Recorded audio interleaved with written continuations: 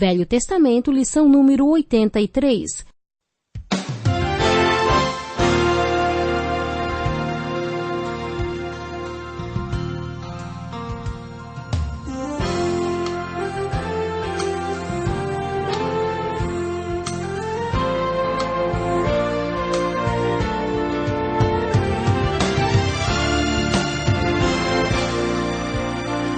Muitas pessoas têm tido seus sonhos destruídos pela falta de confiança absoluta em Deus. A Bíblia está repleta de exemplos de grandes sonhos cumpridos para a glória de Deus. Encontro com a Palavra é um programa escrito pelo Dr. Dick Woodward e narrado por Pastor Edson Bruno. Ouça e descubra verdades que lhe ajudarão no seu dia a dia. Com você, Pastor Edson Bruno.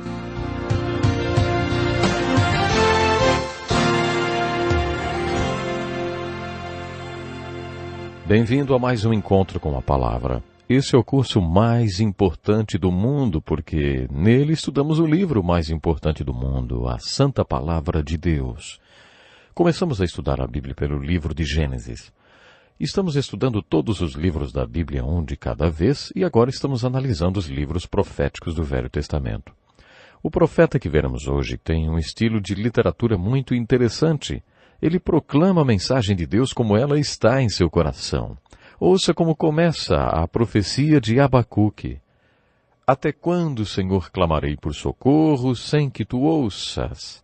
Até quando gritarei a ti violência sem que tragas salvação? Por que me fazes ver a injustiça e contemplar a maldade? A destruição e a violência estão diante de mim. Há luta e conflito por todo lado. Por isso a lei se enfraquece e a justiça nunca prevalece. Os ímpios prejudicam os justos e assim a justiça é pervertida. Então o Senhor respondeu: olhem as nações e contemplem-nas, fiquem atônitos e pasmem, pois nos dias de vocês farei algo em que não creriam se lhes fosse contado.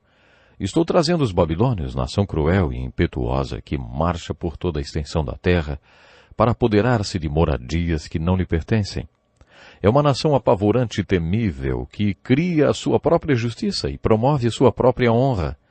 Seus cavalos são mais velozes que os leopardos, mais ferozes que os lobos no crepúsculo. Sua cavalaria vem de longe, seus cavalos vêm a galope. Vem voando como ave de rapina que mergulha para devorar. E Abacuque se queixa pela segunda vez. Senhor, tu não és desde a eternidade? Meu Deus, meu santo, tu não morrerás. Senhor, tu designaste essa nação para executar juízo. Ó rocha, determinastes que ela aplicasse castigo. Teus olhos são tão puros que não suportam ver o mal. Não podes tolerar a maldade. Então, por que toleras os perversos? Por que ficas calado enquanto os ímpios devoram os que são mais justos que eles? Tornaste os homens como peixes do mar, como animais que não são governados por ninguém. O inimigo puxa todos como anzóis, apanha-os em sua rede e nela os arrasta. Então alegra-se e exulta. Ficarei no meu posto de sentinela e tomarei posição sobre a muralha. Aguardarei para ver o que o Senhor me dirá e que resposta terei à minha queixa. Então o Senhor me respondeu: escreva claramente a visão em tábuas, para que se leia facilmente, pois a visão aguarda um tempo designado. Ela fala do fim e não falhará.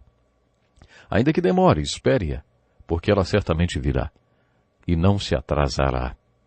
Escreva: o ímpio está envaidecido, seus desejos não são bons, mas o justo viverá pela sua fé. De fato, a riqueza é ilusória, e o ímpio é arrogante e não descansa. Ele é voraz, como a sepultura e como a morte. Nunca se satisfaz. Apanha para si todas as nações e ajunta para si todos os povos. É assim que a profecia de Abacuque se inicia. Ele tem sido chamado de o profeta agnóstico, ou o profeta que sempre questiona. Uma vez vi uma charge sobre os pesquisadores do censo do país batendo na porta de um cidadão dizendo: eu só tenho perguntas, mas não tenho respostas. Poderíamos falar a mesma coisa sobre Abacuque. Aparentemente ele era um homem com muitas perguntas, mas poucas respostas. Eu me identifico muito com Abacuque. Quando eu estava fazendo seminário, fui convidado a abandonar o curso porque fazia pergunta demais. A primeira vez que estudei Abacuque, imediatamente me identifiquei com ele. Ele era como eu, questionava tudo. Na verdade, Deus o usou por causa de suas perguntas, do seu questionamento. Quando estudamos o livro de Abacuque, descobrimos que, em questão de data cronológica, ele foge à regra do Velho Testamento e segue a linha do profeta Naum.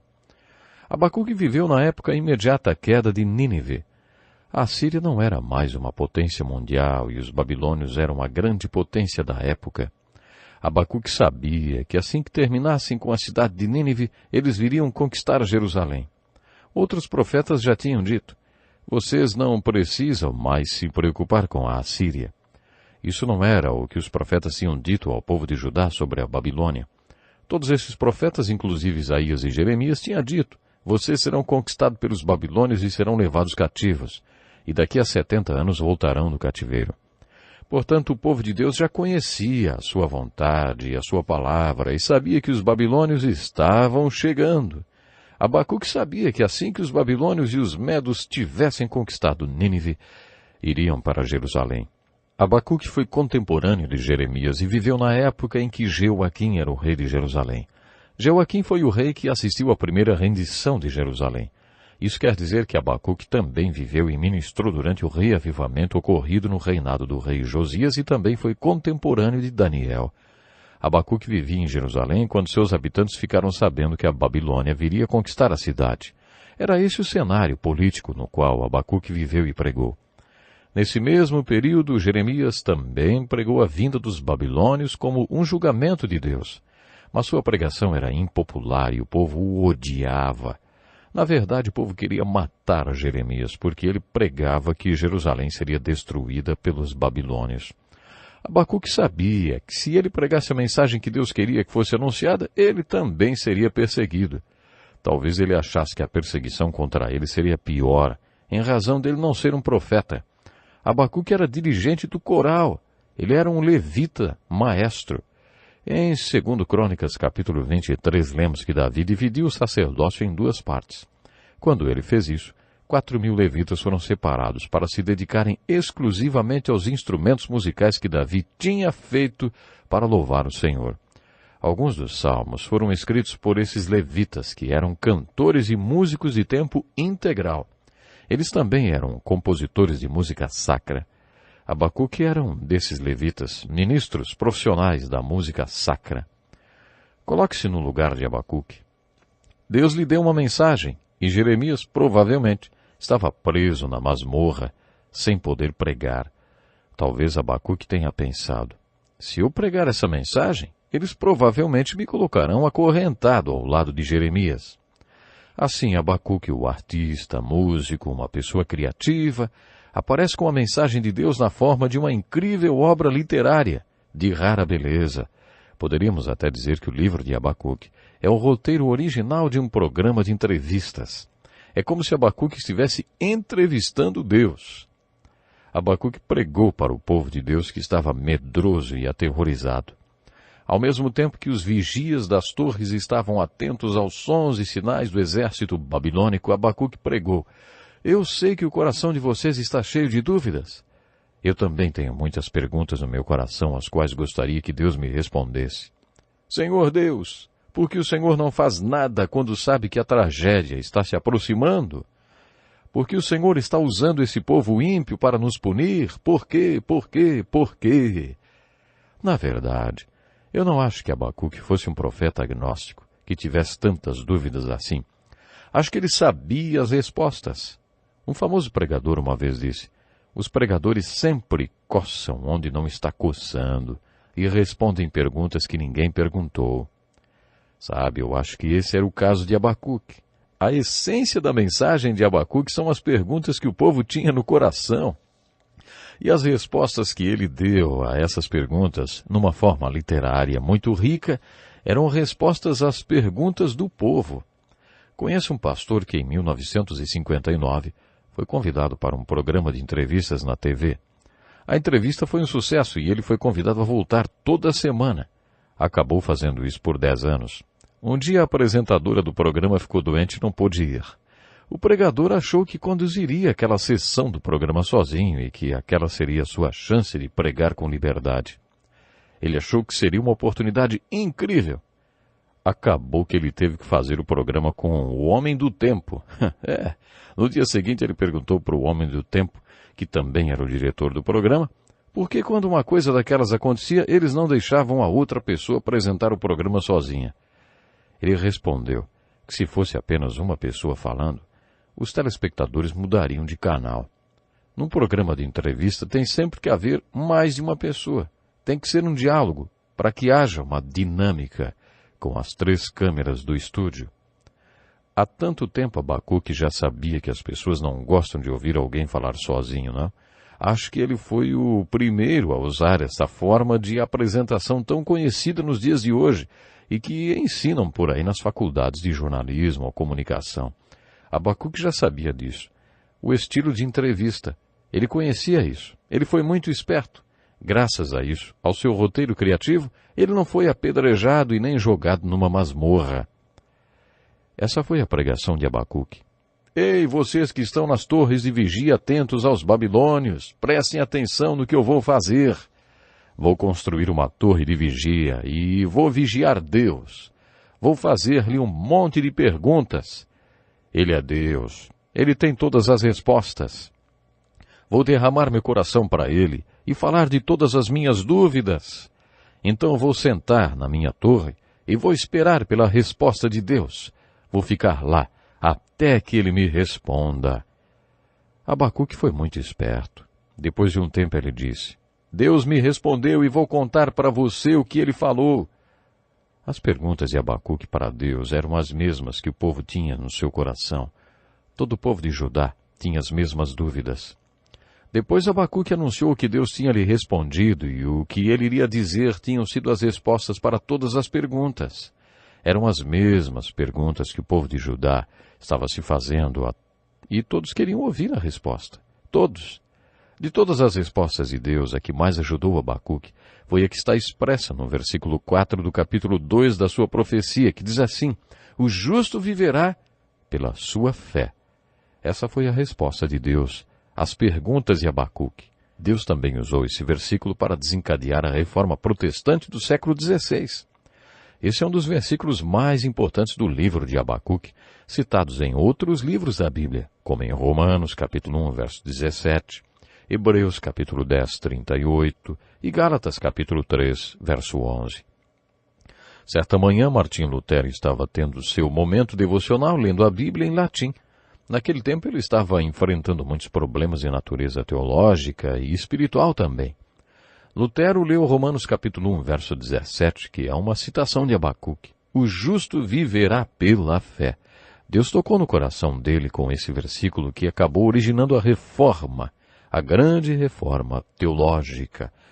Cresceram muitas denominações protestantes por causa dessa citação do Novo Testamento a partir do versículo de Abacuque. O justo viverá pela fé, não pelas obras, nem por qualquer merecimento ou conquista, não por penitência ou indulgências, mas pela fé. Foi isso que Martinho Lutero descobriu com esse versículo. É como se Deus dissesse para Abacuque, Abacuque, você me acusa de não fazer nada, mas quero que você saiba que estou no controle e vou fazer algo. Os babilônios serão destruídos. Eles têm dentro deles as sementes da sua própria destruição. Mas o meu povo viverá pela fé. Essa é a aplicação que podemos tirar para a nossa vida dessa experiência que Abacuque teve na torre de vigia. Às vezes enfrentamos crises do tipo Babilônia. Acho que a maioria de nós nunca foi prisioneiro de guerra, nem foi levado cativo para nenhum lugar, mas isso não quer dizer que não tenhamos as nossas situações de crise. E o que devemos fazer quando nos vemos no meio de uma crise? De acordo com Abacuque, devemos construir uma torre espiritual, nos posicionar na vigia espiritual e contar para Deus nossa crise e fazermos nossas perguntas para Ele. Fique na vigia até que você veja Deus trabalhando na sua vida. Procure escutar Deus trabalhando em você. Enxergue Deus e adore aquele que está trabalhando em você. Creio que o livro de Abacuque nos estimula a fazer muito mais do que questionar Deus. A profecia de Abacuque nos estimula a ouvirmos Deus. Um teólogo inglês uma vez fez o seguinte comentário sobre o livro de Abacuque. Alguém já disse que Deus não fala com os homens, como fazia nos tempos antigos. Na verdade, é o homem que não ouve mais a Deus, como fazia nos tempos antigos. Se os homens escutassem, Deus falaria. Você já reparou como a Bíblia fala sobre ouvir a Deus? De acordo com as Escrituras, oração é uma conversa com Deus. Toda conversa tem duas dimensões. Uma delas se dá quando você fala com a outra pessoa. A outra dimensão acontece quando a outra pessoa fala com você. Se você tem a fama de ser bom de conversa, é porque provavelmente você é um bom ouvinte. Continuando o nosso estudo da profecia de Abacuque, podemos tirar mais uma aplicação para a nossa vida. Devemos conversar com Deus. A mensagem dessa joia literária e espiritual de Abacuque é: ouçam, procurem ouvir Deus até que Ele diga como vai trabalhar em sua vida. Depois espere Deus e vigie em sua torre de vigia espiritual, até que Deus mostre como Ele está trabalhando em sua vida. Se você fizer como Abacuque fez, mesmo que você tenha começado com desespero e medo, terminará cantando. O livro de Abacuque possui 3 capítulos. Abacuque inicia o seu questionamento no primeiro capítulo. Ele está desesperado, aterrorizado, cheio de perguntas. Mas Deus responde às perguntas de Abacuque no capítulo 2. Observe como termina o capítulo 3. Ele finaliza sua profecia com um hino. No final do hino ele diz: para o mestre de música, para os meus instrumentos de cordas. Como Abacuque era um músico profissional, ele escreveu um hino e dá instrução aos levitas sobre o acompanhamento que ele quer na execução do hino. Abacuque foi músico, escritor e compositor de música sacra. O mais importante de tudo é que ele começa o livro com um suspiro de desespero, mas depois que espera por Deus em sua torre de vigia e o ouve, ele termina sua profecia com um lindo hino que ele mesmo compôs. Não sabemos o que aconteceu com Abacuque. Talvez ele tenha sido assassinado quando Jerusalém foi sitiada, ou levado cativo, acorrentado, ou pôde ou não ter sobrevivido ao cativeiro. Simplesmente não temos como saber, porque a história não diz o que aconteceu com esse homem. Mas ele deixa uma mensagem no final do livro. Ele diz assim: mesmo não florescendo a figueira e não havendo uvas nas videiras, mesmo falhando a safra de azeitonas, não havendo produção de alimento nas lavouras, nem ovelhas no curral, nem boi nos estábulos, ainda assim, eu exultarei no Senhor e me alegrarei no Deus da minha salvação. O Senhor, o soberano, é a minha força. Ele faz os meus pés como os do servo, faz-me andar em lugares altos. Uma das coisas mais bonitas a respeito dos homens santos do Velho Testamento é o compromisso deles com Deus. Quando os 3 amigos de Daniel foram ameaçados de serem jogados na fornalha por se recusarem a adorar a imagem de Nabucodonosor, eles disseram: e Deus nos livrará das tuas mãos, ó rei. Mas, se ele não nos livrar, saiba, ó rei, que não prestaremos culto aos teus deuses e nem adoraremos a imagem de ouro que mandaste erguer. Eles não tinham certeza se teriam um final feliz. O capítulo 11 de Hebreus conta que muitos homens santos do Velho Testamento morreram como mártires por causa da sua fé. O mártir testemunha é uma pessoa que está disposta a morrer por causa dos seus valores. Ela está disposta a usar sua vida como um exemplo para o mundo. Abacuque foi uma testemunha. Com muita inteligência, ele deu o seu testemunho ao mundo através daquele diálogo com Deus. Ele usou suas perguntas para poder apresentar ao povo de Judá respostas profundas e que servissem de orientação para a vida deles. Ele mostrou como transformar um suspiro de desespero e várias perguntas em uma canção. Quando refletirmos na canção de Abacuque, percebemos que ele tinha um compromisso incondicional com Deus, quer Deus o livrasse ou não. Seu hino é um exemplo de fé. Outro ensino precioso do livro de Abacuque está no capítulo 3, quando suas perguntas são respondidas. O profeta acusou Deus de não fazer nada contra o ímpio que prosperava, e ele vê que Deus está a ponto de atravessar de um atributo do seu caráter para outro e expressar sua ira. Quando isso acontece, ele diz: em tua ira, lembra-te da misericórdia. quando Deus revela a Abacuque o que vai acontecer com os babilônios. O profeta pede que Deus tenha misericórdia dos babilônios. No Salmo 73, lemos sobre Asaf, que teve esse problema de ter inveja do ímpio. Deus, então, o deixou passar 5 minutos no inferno e lhe mostrou qual será o fim do ímpio. Isso também aconteceu com Abacuque. Ouça mais esse versículo de Abacuque. O Senhor, porém, está em seu santo templo, diante dele fica em silêncio toda a terra. Abacuque não está dizendo para todo mundo ficar quieto quando o culto da igreja começar. Ele está dizendo que Deus está no seu santo templo, por isso, se você está passando por problemas, aquiete-se. Pergunte a ele o que você quiser e depois fique atento às suas respostas. Como todos os outros profetas, Abacuque termina sua profecia com uma mensagem positiva referente ao cativeiro pelo qual o povo passaria. Sua glória cobriu os céus e seu louvor encheu a terra. Deus precisava libertar o seu povo do cativeiro para que seu Messias pudesse libertar o mundo inteiro da penalidade e tirania de seus pecados. Você se lembra quando Jesus atravessou o mar da Galileia naquele barco e enfrentou uma tempestade? Ele estava na popa dormindo e os apóstolos foram dizer-lhe: Mestre, não te importas que morramos? E Jesus respondeu: Por que vocês estão com tanto medo? Não têm fé ainda? Por que, quando os discípulos estavam com medo, Jesus perguntou se eles não tinham fé? Porque se eles tivessem fé em Jesus como Deus Todo-Poderoso, eles não estariam com medo de morrer. Ele parou e a terra tremeu, olhou e fez estremecer as nações, montes antigos se desmancharam, colinas antiquíssimas se desfizeram. Os caminhos dele são eternos. Podemos dizer que o mesmo pode ser dito a respeito do povo de Deus no Velho Testamento. O povo de Deus não poderia ser completamente destruído nem varrido da face da terra. Os assírios varreram o reino do norte e o do sul foi para o cativeiro da Babilônia, mas eles teriam que voltar. Havia uma mensagem positiva. O final seria feliz para a história do povo judeu, porque eles foram um vaso através do qual o ungido veio ao mundo. A aplicação que tiramos da mensagem de Abacuque para a nossa vida se concentra na torre de vigia espiritual. Você já construiu a sua torre de vigia espiritual? Quando Jesus encontrou Natanael, que era um homem santo, ele provou quem ele era para Natanael. Natanael tinha seus momentos devocionais embaixo da figueira e ninguém sabia sobre essa sua experiência. Quando Jesus o cumprimentou, disse-lhe: Aí está um verdadeiro israelita em quem não há falsidade. E Natanael perguntou: De onde me conheces? E Jesus respondeu: Eu o vi quando você estava debaixo da figueira, antes de Filipe o chamar. Então Natanael declarou: Mestre, tu és o Filho de Deus, tu és o Rei de Israel.